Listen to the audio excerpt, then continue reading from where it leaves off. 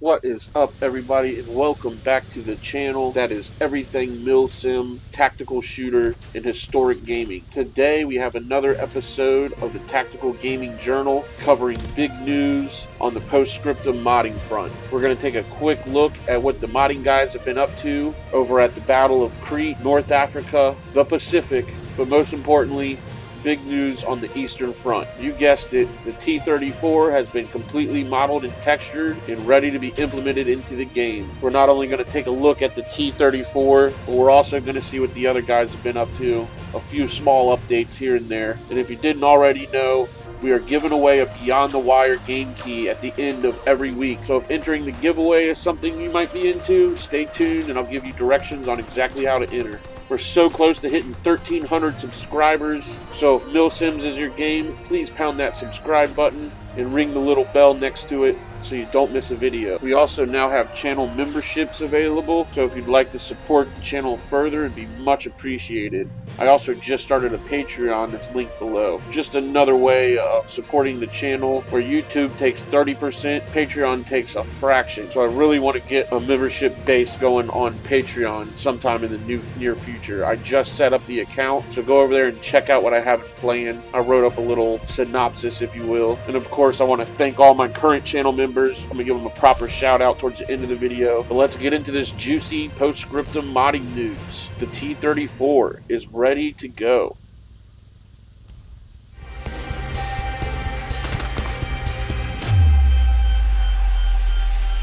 We got a little something coming from each of the big four mods coming. But first things first, I want to dive right into the Eastern Front. Now, if you missed the past couple updates, I'm going to flash these screens up. You can go ahead and pause and we'll wait up for you. But I'm not going to cover it because I've already covered it in a previous video. Now, the only knowledge we need to take from these screens to understand what's coming is from the roadmap. And that's the fact that there is the Battle of Kalinin, the very first map, and then later on down the road is the return to Kalinin. This is a historic battle, and what really happened and why we won't be seeing tanks in the very first map is because there weren't any tanks there. However, when the Soviets returned to take the city, they came in force and with plenty of tanks. For the record, T-34 played a huge part in the Soviet counterattack on Kalinin on October 17, 1941. The 21st Tank Brigade was sent with one objective: recapture the city. Even if the objective was not reached, this battle is still considered as a victory for the USSR, as a single unsupported tank brigade almost recaptured the city alone. They lost 21 T-34s, 3 BT, and 1 T-60 in the process, but caused heavy casualties on the German side, killing many soldiers and destroying 38 tanks, 200 motorized vehicles, 82 motorcycles, tens of guns and mortars, and 12 fuel trucks during the assault. It heavily impacted German logistics and probably helped Soviets to reclaim Kalinin on December counteroffensive. Some of the graves you see on our Kalinin map in the winter belongs to the soldiers of both sides who fell in that battle, buried here by the Germans. Now, within a recent Q&A with the modding team, they did say we could see the release of this mod as early as June. Now, that would be the very first map, Kalinin, the first time we see Kalinin, which would be an infantry-only layer. I think the Germans will get tanks, but the Soviets won't. Now, this is pure speculation, but I would imagine not far down the road we would see the T-34 probably within the year, as we get the liberation of Kalinin, the second theater of that map, Kalinin. Now, before we move on, if you've never seen the Russian movie T-34, do yourself a favor and get yourself a copy, rent it, whatever you gotta do. It's totally the fury of Russia. And if you're into World War II, you will love this movie. Next up, we have the Pacific. Oh, how'd that get there? Oh, anyway, we haven't seen much from them lately, so I just wanted to go over, for the people that missed it, the U.S. Marine skins that look awesome. And just for the historic nuts out there, supposedly somebody pointed out that they're not supposed to have the frog skins yet on the helmet. But anyway, I just want to show off these beautiful models before moving on. Work has been full steam ahead over at the Shifting Sands mod, or also known as the North African campaign. They've got a couple models to show off.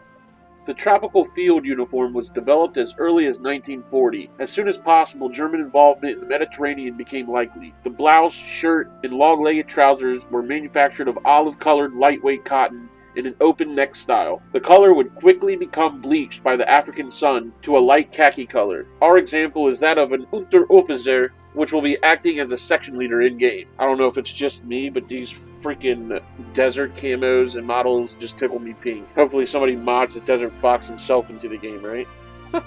So we've seen binoculars, a flare gun that will light up the desert when shot, and of course the beautiful Lee Enfield model. But here's the weapon I personally can't wait to get my hands on, and I've been having a load of fun with it Beyond the Wire. It's just unfair.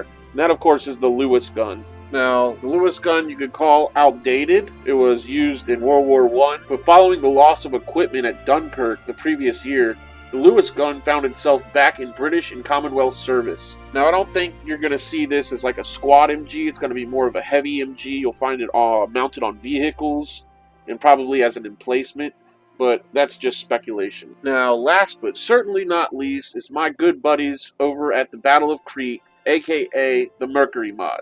These guys seem to be putting out little leaks of content weekly, but I just wanted to catch up with them where I last left off, where they were showing off the glider and how you could parachute and also use it as a spawn. But most recently, here we have the commander car for the ANZACs, the Humber Super Snipe. It was well known for its reliability and toughness as a vehicle and served as a staff car in the British Army from 1938. Following the outbreak of war in 1939, and with the loss of much of the British Army's transport at Dunkirk, these vehicles were often requisitioned from civilians by the British Army and hastily repainted in Army colors before being pressed into service. With versions of the car having seen action in France, Greece, and North Africa, we decided this would be the ideal staff car for those taking on the role of the Allied commander on Crete. Just 5 days ago, or depending on when you watch this, the April 25th to be exact, is known as a day of remembrance amongst Australians and New Zealanders, ANZAC forces who sacrificed and lost their lives in service of their country and Commonwealth. They leaked this spiffy little hat about 5 days ago as part of ANZAC Day, April 25th,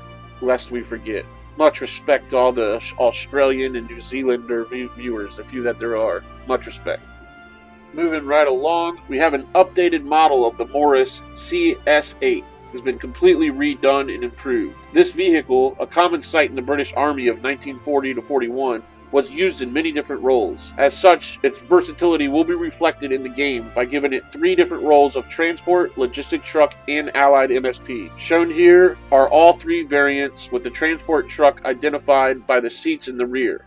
The logistics variant evident by the canopy extending over the driver's seat, while the MSP has a full cloth awning on the back. Well guys, that's all the Post-Scriptum modding news I have for you in this episode. I hope you guys are stoked and excited for the future of Post-Scriptum as I am. You go around these forums and dark places on the internet and you would think this game's dead the way that people talk about it, and it's just sad. They must be blown away when they finally do play the game. I mean, the gunplay is impeccable, and with the armor overhaul coming, it's really gonna up the ante on this game. With the armor matching the infantry gameplay. I mean, the infantry gameplay is phenomenal. But anyway, I'm not going to sit here and fluff it up too damn much. Just tell your friends about this game, man. We got this game should be doing gangbusters, man. We as the community have got to help out as much as we can. Spread the word. Alright guys, I want to thank everybody for watching, for subscribing, for liking, and commenting on the videos. We're about to hit 1,300 subscribers.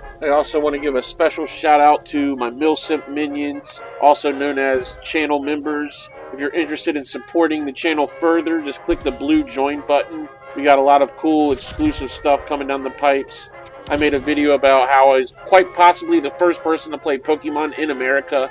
And of course that's exclusive to my channel members. I'm going to do more personal stuff over on the exclusivity side of things. Also just started a Patreon where YouTube takes like 30%.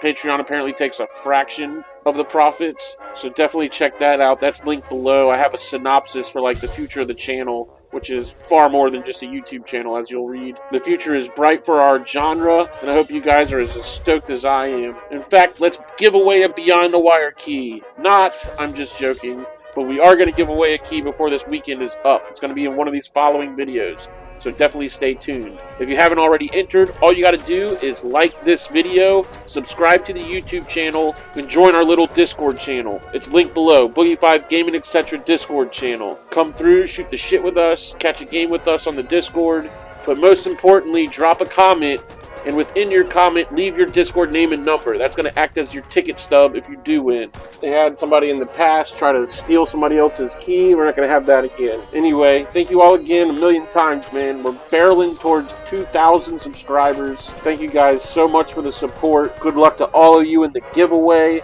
Tell your friends, man. Share this with your friends. Don't be greedy. Give them a chance to win, too. We're only getting like 20 entries per key, so the odds are pretty damn good. If you haven't already, be sure to check out my Post-Scriptum Guides playlist. There's stuff in there even a vet will learn something, I guarantee it. Let's keep this game alive. Let's keep this genre alive. But most importantly, y'all be good to each other.